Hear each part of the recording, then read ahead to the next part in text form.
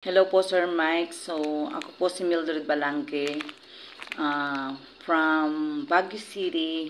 Ayan, kakasapos sa pa-challenge nyo ng one moment in time. So, ayan, yung aking moment in time, sir, is, yun, maalala ko nung, yun, yung ipinanganak ko yung anak ko na yung bunso, na that time is nag-exam si Ramir sa Dubai for filing yung sa subject sa subject sa masters niya. So yun, that time yung gabing yun sumakit yung tiyan ko at ayun, bigla na lang hindi niya nagawang mag-exam dahil sa dinala ako sa hospital noon. Then after that ilang araw din ako sa hospital, bali March 29 po yun na dinala ako. Then yun, hindi pa lumalabas pero talagang masakit na talaga. Then yun, in-induce ako. Then after that, nung March 21 ng hapon is lumabas yung aking baby, yung aking bunso na baby boy. Yun, pagkalabas nun, okay naman siya, normal siya na pinalabas ko. After that is, nung nilagay kami sa side, nung nakalabas na, pinatong nila dito sa aking dibdib, ayun, nakita na lang nila na nag-purple yung baby ko. Kaya yun yung kinuha nila na mabilisan, dinala sa sa nursery. Then after that, hindi ko akalain na nung binalik na ako doon sa room ko, ayun, malaman ko na lang na nasa incubator siya. Then maraming mga tubo sa ilong, sa bunganga.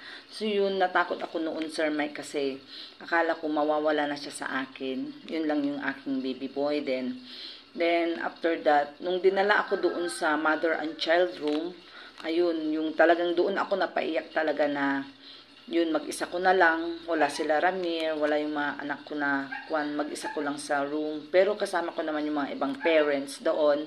Then ayun, iyak lang ako ng iyak. Tapos pag tinatawag ako doon sa nursery, nakikita ko yung anak ko na awang-awa ako. Tapos parang paisa-isa lang yung hininga niya. Kaya ang alam ko noon, talagang kukunin na siya ni Lord sa akin.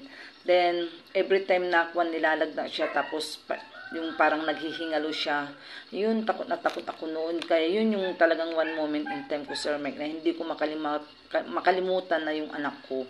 Nagtagal kami sa ospital ng 1 month. Then isa pa doon, yung time na lalabas na kami, ayun, nalaman ko yung time na yun, nung nasa ospital pa kami, bumibili kami ng mga medicine niya sa labas. Kahit na hindi ako pwedeng lumabas, napipilitan akong lumabas para bumili lang ng mga pang-inject na ang mamahal, mga worth 7,000 bawat isang injection lang. Yun, sa awa ng Diyos is na isusurvive din namin. Tsaka ayun lang ang kahirapan, yung lalabas na kami, ang bill namin is umabot ng 138,000. Then after that, walang-wala kaming maibayad, hindi kami makalabas. So kailangan kong gumawa ng promissory note para makalabas kami. That time, nung nakalabas kami, after 1 month, is nailakad ko yung, kahit hindi pa ako pwedeng lumabas-labas, ayun, nilakad ko yung SS ko.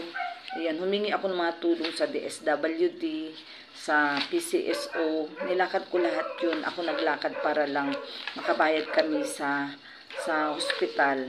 Then the rest is nakakuha naman kami, Sir Mike, ng kahit papaano sa hirap ng buhay is nakatulong naman ang DSWD. Then ang PCSO, yun, naitaguyod din namin, binigyan kami ng cheque, yun yung binayad ko doon. Pero meron pa rin kaming mga 60 plus na na babayarin. Yun na lang yung inilapit namin sa family ni Ramir. So sa awa ng Diyos natapos din namin ang yung problemang yun. At so ngayon, kahit papano sa hirap ng buhay, medyo ayun, nakakakuan na rin yung mga anak ko, healthy din sila. So thanks God. At ayun, si Ramir nakaalis na rin nasa Canada. Kahit papaano natutustusan niya yung pangangailangan ng kanyang anak ngayon. So yun yung aking one moment in time, Sir Mike. So kaya ko pa ba to? Kakanta na tayo.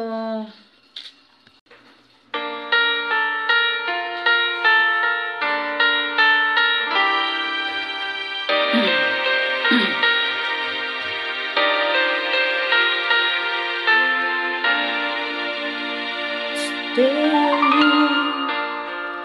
I want to be a day to give the best of me.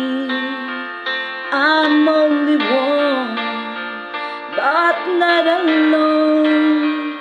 My finest day, as yet I know I broke my heart for every game. Taste the sweet, I face the pain. I rise and fall, get through it all. This much remains.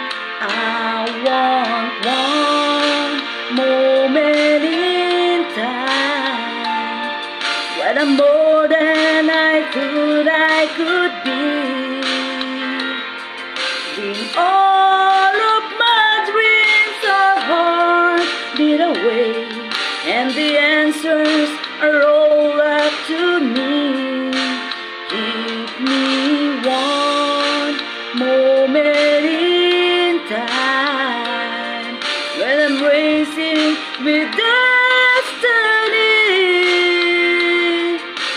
Then in that one moment on time, I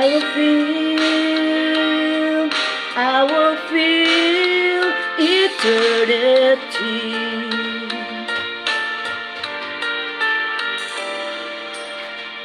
I live to be the very best. I want it all, no time for less. I've lied the plans, now lay the chains here in my hands. Give me one moment in time when I'm more than I could be. When all of my dreams are hard beat away, and the answers are all up to me. Give me one moment in time when I'm racing with destiny. Then in that one moment on time, I will feel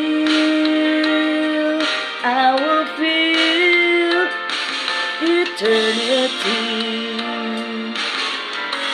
You're a winner for lifetime if you seize that one moment in time.